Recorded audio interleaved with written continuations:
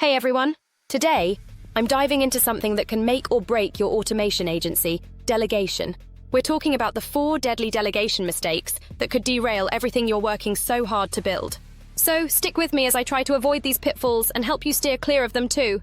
Delegation is a game changer when you're running an automation agency. It's all about getting tasks off your plate so you can focus on those high-leverage activities that really drive growth and profitability. But here's the catch.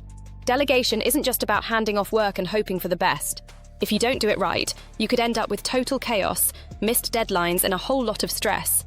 Let's be honest, when it comes to delegation in automation agencies, things can get tricky. You've got the risk of overloading your team with too much work, which can lead to burnout and a serious drop in productivity. Then there's the issue of giving unclear instructions. If your team isn't sure what you want, you'll end up with mistakes, delays, and a lot of frustration on both sides. On top of that, if you delegate to the wrong person, you could be setting them up to fail, which is a fast track to demotivation and even turnover. And let's not forget about quality control. If you're not careful, the work that gets done might not meet your standards. Another challenge is that automation agencies often have pretty complex workflows, and it's not always easy to find the right person for the job. Plus, there's the risk of falling into micromanagement. You start off trying to delegate, but end up so involved in the process that it's like you never let go in the first place.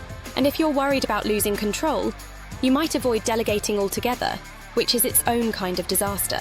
A lot of automation agencies struggle to find that sweet spot between delegating too much, too little, or not at all.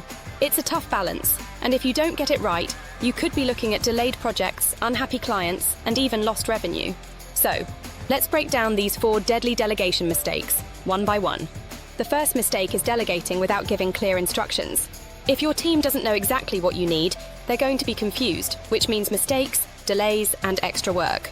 Imagine handing off a task with barely any context or guidelines.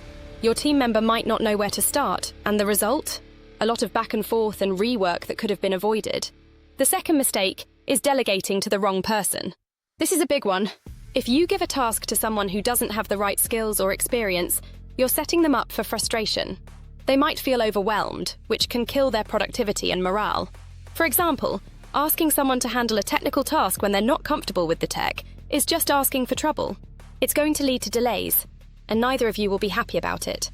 The third mistake is not setting clear goals and objectives. If your team doesn't know what success looks like, how can they hit the mark?